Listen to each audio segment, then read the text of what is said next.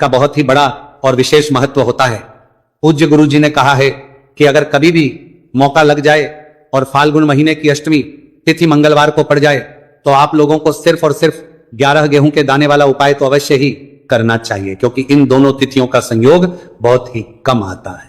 इसी के साथ दोस्तों गुरुजी ने कहा है कि जब भी फाल्गुन महीने की अष्टमी तिथि पड़े तो आप लोगों को सिर्फ और सिर्फ 11 गेहूं के दाने वाला उपाय तो अवश्य करना।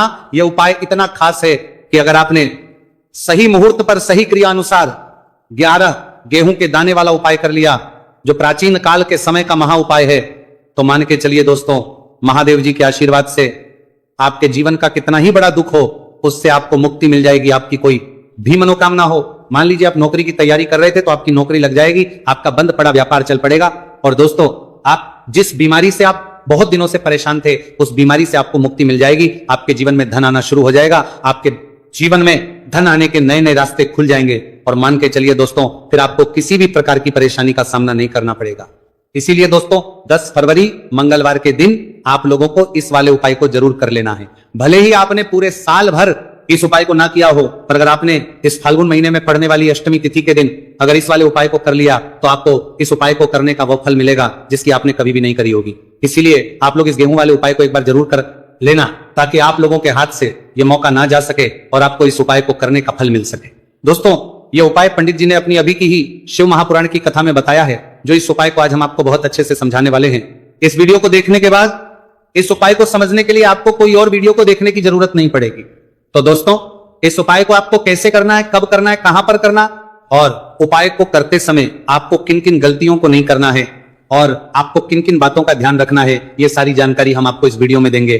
तो चलिए भक्तों उपायों को शुरू करते हैं। अगर आप भी चाहते हैं कि महादेव जी का आशीर्वाद आप पर सदैव बना रहे तो वीडियो को लाइक करें, चैनल को सब्सक्राइब करें और कमेंट बॉक्स में हर हर महादेव जरूर लिखें। और अपने फायदे के लिए, गरीबी दूर करने के लिए इस वीडियो को पूरा देखकर जाना। यदि आज आपने वीडियो को बीच बीच में से देखा, काट काट कर देखा, तो जीवन में आपको कभी सफलता हासिल भी नहीं होगी। दोस्तों ये 10 फरवरी मंगलवार अष्टमी तिथि का दिन ये इतना खास होता है, इतना महत्वपूर्ण होता है। देखा गया है कभी कभी बड़े बड़े पूजा पाठ अनुष्ठान से जो मनोकामना पूर्ण नहीं होते, वह 10 फरवरी मंगलवार के दिन एक छोटे से उपाय करने से ही आपकी मनोकामना पूर्ण हो जाती है। अब हम समझते हैं इस वाले उपाय को हमें करना किस समय है। इस 11 गेहूं के दाने वाले उपाय को हमें फाल्गुन महीने के मंगलवार के दिन करना किस समय है। तो देखिए इस उपाय को करने का जो समय है वह सुबह का समय है और शाम का समय है। अब देखिए यहां पर हम मुख्य रूप से सुबह का समय नहीं बोलेंगे क्योंकि 10 फरवरी मंगलवार अष्टमी तिथि का दिन है और इस दिन प्रदोष काल के समय का बहुत महत्व होता है। बाकी अगर सुबह के समय भी करेंगे तो भी अच्छा होगा, उसमें कोई भी दिक्कत वाली बात नहीं है। तो चलिए जानते हैं इस विशेष उपाय के बारे में। लेकिन उससे पहले एक प्रार्थना, अगर आप इस चैनल पर नए हैं तो आप इस वीडियो को लाइक करें, चैनल को सब्सक्राइब करें और कमेंट बॉक्स में आप अपनी राशि, अपना नाम जरूर डाल दें, क्योंकि हम राशि से भाग्य भी बताते हैं और भाग्य में चल रही परेशानियों को दूर करने के लिए वो आसान से आसान उपाय भी बताते हैं। तो चलिए अब हम अपने सबसे पहले उपाय की बात कर लेते हैं। देखो गुरुजी ने कहा है कि अगर मंगलवार के दिन अष्टमी तिथि पड़ जाए तो इस दिन आपको 11 गेहूं के दाने वाला उपाय तो अवश्य ही करना चाहिए। देखो ये उपाय, यदि आपके जीवन में कर्जा बहुत अधिक है, आपके जीवन में संकट बहुत अधिक रहते हैं, आपके ऊपर बहुत अधिक विपदा आ रही है, बार बार आपको अपने व्यापार में और अपने धन में हानि देखने को मिल रही है कि आपको प्रत्येक कार्य में हानि हो रही है, तो आपको यह उपाय करना चाहिए। देखिए इस उपाय के लिए आपको 11 गेहूं के दाने आपको लेने हैं, ठीक है। 11 दाने लेने के बाद में आपको जरूरत होगी चावल के दानों की। 11 चावल के दाने और 11 गेहूं के दाने और चावल के दाने खंडित नहीं होने चाहिए। अब आप कहोगे पंडित जी गेहूं कहां से लेने हैं? देखो आपको किसी भी किराना स्टोर पर गेहूं के दाने आपको आसानी से मिल जाएंगे, जाकर ले लेना, ठीक है ना। 11 गेहूं 11 चावल के दाने लेने। साथ ही साथ आपको एक तांबे का लोटा है और उस तांबे के लोटे में आपको जल भरना है। जल आपका खुद के घर का होना चाहिए, मंदिर का नहीं होगा। अब आप ये सब सामग्री लेकर पहुंच जाओगे महादेव के शिवलिंग के पास में। शाम के टाइम पे प्रदोष काल में देखो, जब आप ये उपाय कर रहे हो तो अपना फेस रखना उत्तर दिशा, नॉर्थ डायरेक्शन की तरफ। अब यहां पर जो मैं आपको क्रम बताने जा रहा हूं ना, उस मेरे क्रम को बहुत ध्यान से सुनिए। महादेव को अगर कोई सबसे प्रिय है ना, तो उनकी सबसे छोटी पुत्री जिनका नाम है माता अशोक सुंदरी, जो आपके पास में चावल 11 दाने हैं ना, उन चावल के 11 दानों को माता अशोक सुंदरी के स्थान पर आपको अपना नाम और गोत्र बोलते हुए समर्पित कर देने हैं, है ना। और चावल के दानों को रखने के बाद में जो आपके पास में तांबे का लोटा है ना, उस तांबे के लोटे को कहीं पे भी हम जल नहीं चढ़ेंगे। सिर्फ और सिर्फ माता पार्वती का जो हस्तकमल आपको दिख रहा है, यहीं पे गोल गोल आपको समर्पित करना है, उसी जल को, और कहीं नहीं। ना तो माता अशोक सुंदरी के स्थान पर, ना तो शिवलिंग के ऊपर, सिर्फ आपको यहाँ पे गोल गोल जलाधारी पर आपको उस जल को समर्पित करना है। अब आपके पास में बचे हुए हैं 11 गेहूं के दाने और बचे हैं, उन्हीं 11 गेहूं के दाने को आपको अपनी मनोकामना अपने विशेष कहते हुए महादेव के शिवलिंग के ऊपर अगर आप अष्टमी तिथि के दिन प्रदोष काल में समर्पित कर देते हैं तो आपकी जो भी मनोकामनाएं होंगी, जो भी विश्व होंगी, महादेव पूरी जरूर करते हैं। अन्न को समर्पण करने से, उस खासकर गेहूं को समर्पण करने से हमारी इच्छाएं पूरी होती हैं। और अगर वह दिन मंगलवार अष्टमी तिथि का दिन हो तब तो इससे सुंदर संयोग कुछ भी नहीं हो सकता। आपकी इच्छाओं को पूरा करने के लिए स्पेशल बहुत प्यारा सा उपाय आप सभी को जरूर करना है। ध्यान में रखिएगा, ये उपाय प्रदोष काल में करना है। देखो, गुरुजी ने कहा है भगवान शिव के शिवलिंग पर 33 कोटि देवी देवताओं का वास होता है। अगर हम शिवलिंग के सामने कुछ भी उपाय करते हैं तो हमारे सभी देवी देवता हमसे खुश हो जाते हैं। यह उपाय आपको अवश्य करना है। देखो, सुबह के टाइम नहीं कर सकते, ठीक है। अब बात करते हैं अगले उपाय की। देखो, इस उपाय के लिए आपको लेना है एक गोल बाती का दीपक। आप चाहे तो मिट्टी का ले सकते हैं या फिर घर से शुद्ध आटा मढ़कर उसका दीपक आप तैयार कर सकते हैं। इसके बाद आपको लेना है शुद्ध गाय का घी। अगर वो नहीं है तो कोई भी देसी घी इस्तेमाल कर सकते हैं जिससे आपको दीपक प्रज्वलित करना है।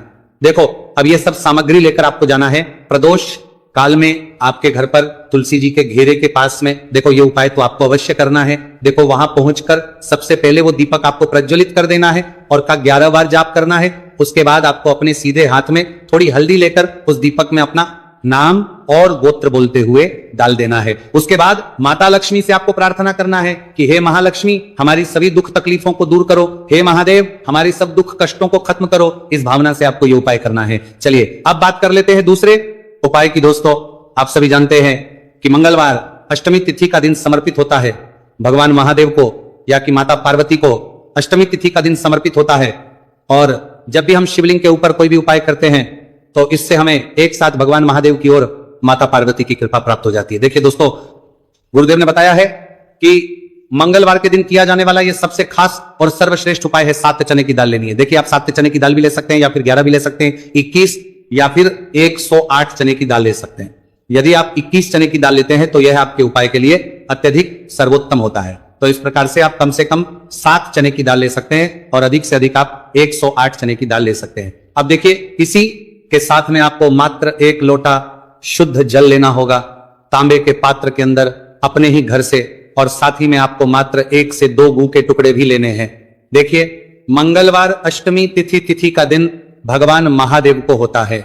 आपको ये जो सारी सामग्रियां हैं इन्हें लेकर के पहुंच जाना है भगवान शिव के मंदिर में। इस उपाय को आप सुबह से लेकर के शाम तक किसी भी समय में कर सकते हैं, लेकिन यदि आप शाम के समय इस उपाय को करते हैं तो यह उपाय आपके लिए और अधिक सर्वोत्तम होता है। तो यदि आपको प्रदोष काल के समय में मिल जाता है तो फिर आप प्रदोष काल में भी कर सकते हैं या फिर आप पूरे ही दिन में किसी भी समय इस उपाय को कर सकते हैं। शिव मंदिर पहुंचने के बाद सबसे पहले तो आपको दक्षिण दिशा में बैठ जाना है। उत्तर दिशा की तरफ आपको अपना मुख कर लेना है। लेकिन यदि शिवालय में भीड़ है, शिव मंदिर में भीड़ है, तो फिर आप किसी भी दिशा में बैठकर इस उपाय को कर सकते हैं। तो देखिए, सबसे पहले आपके पास जो गुड़ के टुकड़े हैं, जो आप गुड़ के टुकड़े लेकर के आए थे, उन्हें आपको शिवलिंग के सामने ही जो आपके पास एक लोटा जल है उस पात्र में आपको ये गुड़ के टुकड़े डाल देना है। इसी के साथ में आप जो चने की दाल लेकर के थे, चाहे आप 7 चने की दाल लेकर के आए हैं, 11, 21, जितने भी आप चने की दाल लेकर के आए हैं, इस चने की दाल के ऊपर आपको जो आपके पास गुड़ वाला जल आपने तैयार किया है, इसमें से थोड़ा सा जल आपको इस चने की दाल पर डाल लेना है। अब देखिए, आपके पास जो गुड़ वाला जल है, इसमें से सबसे पहले थोड़ा सा जल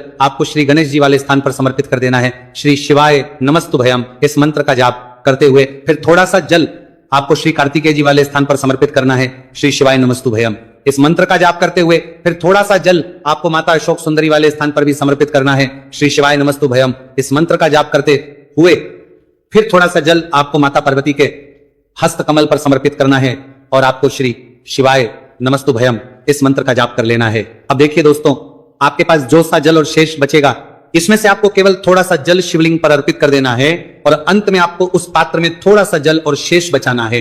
पूरा जल आपको शिवलिंग पर अर्पित नहीं करना है, अंत में आपको थोड़ा सा जल और शेष बचाना है।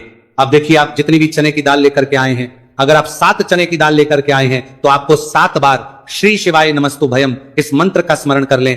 यदि 11 चने की दाल लेकर के आए हैं तो फिर आपको 11 बार इस मंत्र का जाप करना है। जितनी भी चने की दाल लेकर के आए हैं उतनी बार आपको श्री शिवाय नमस्तुभयम इस मंत्र का जाप करना है और फिर आपको ये जो चने की दाल है इसे शिवलिंग के ऊपर ही समर्पित कर देनी है। लेकिन आपको ये चने की दाल बृहस्पतिश्वर महादेव का स्मरण करते हुए ही शिवलिंग पर अर्पित कर देनी है और आपको अपनी मनोकामना को भी बोल देनी है। आप जो भी मनोकामना है, चाहे वो धन प्राप्ति को लेकर हो, नौकरी से संबंधित हो, विवाह से संबंधित हो, या फिर आपके मकान जमीन जायदाद से संबंधित हो, चाहे ग्राह क्लेश से संबंधित हो, या फिर किसी भी प्रकार की जो मनोकामना है उसे आपको बृहस्पतिश्वर महादेव से परिपूर्ण करने की प्रार्थना कर लेनी है। और इसके बाद आपके पास जो पात्र के अंदर थोड़ा सा से जल और बचा हुआ था, इसे भी आपको धीरे धीरे भगवान शिव की परी अर्पित कर देना होगा। श्री शिवाय नमस्तु भयम इस मंत्र का जाप करते हुए पूज्य गुरु जी कहते हैं कि फाल्गुन महीने का मंगलवार अष्टमी तिथि को जो भी व्यक्ति इस प्रकार से यह चमत्कारिक उपाय कर लेता है, उसकी जो मनोकामना है वो भगवान लक्ष्मी नारायण की कृपा से तथा महादेव की कृपा से बहुत ही जल्द परिपूर्ण हो जाती है। बात करते हैं अगले उपाय की। देखो, इस उपाय के लिए आपको मात्र 2 लौंग लेनी होगी, या कि आपको लौंग का जोड़ा लेना है। 2 फूल वाली आपको लौंग लेनी है। लौंग का जोड़ा कहीं से भी खंडित नहीं होना चाहिए, इस बात का ध्यान रखें। इसी के साथ में आपको लेना होगा लाल चंदन का पाउडर। देखिए, यदि आपके पास लाल चंदन की लकड़ी है तो उसे घिसकर भी आप चंदन के रूप में प्रयोग कर सकते हैं। यदि पाउडर है तो उसका भी आप अपने उपाय के लिए प्रयोग कर सकते हैं। देखिए, चंदन जो है वो तेज का प्रतीक माना गया है और साथ ही साथ जीवन के अंधकार को दूर करने का प्रतीक माना गया है। अब इसी के साथ में आपको मात्र एक तांबे के पात्र के अंदर शुद्ध जल लेना होगा अपने घर से। अब दोस्तों, ये तीनों सामग्री लेकर के सीधे आपको पहुंच जाना होगा भगवान शिव के मंदिर में। देखिए, इसी के साथ में आपको एक गोल बाती का दीपक भी लेना होगा। दीपक आप मिट्टी का भी ले सकते हैं, शुद्ध आटा मढ़कर उसका भी तैयार कर सकते हैं, और दीपक में आप शुद्ध घी का प्रयोग करना है। लेकिन जैसे ही आप इन सभी सामग्रियों को मंदिर में लेकर के पहुंचेंगे, मंदिर में जैसे ही आप चौखट के वहां पर पहुंचेंगे, तो मंदिर की चौखट के सीधे तरफ आप जो अपने साथ एक गोल बाती का दीपक लेकर के आए हैं, उसे आपको सबसे पहले तो प्रज्वलित कर देना है।